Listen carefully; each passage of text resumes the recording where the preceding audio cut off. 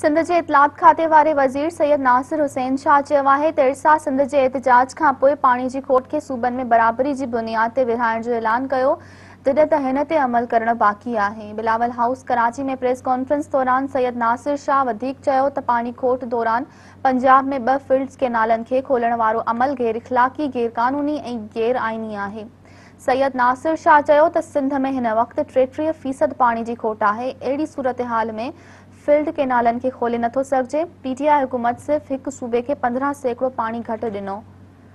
हुन चयो त हिन वक़्तु इहो तासिर ॾिनो पियो वञे त सिंध में पाणी जी विरासत मुनसफ़ाणी न थी रही आहे, जॾहिं त असल सूरत-हाल हीअ आहे त सख बैराज हुजे या सूबे जा ॿिया बैराज हर हंधि आबादगार पाणी लाइ एहतजाज करे रहिया आहिनि, जंहिं जो सबबु सिर्फ़ ऐं सिर्फ़ पाणी खोट आहे।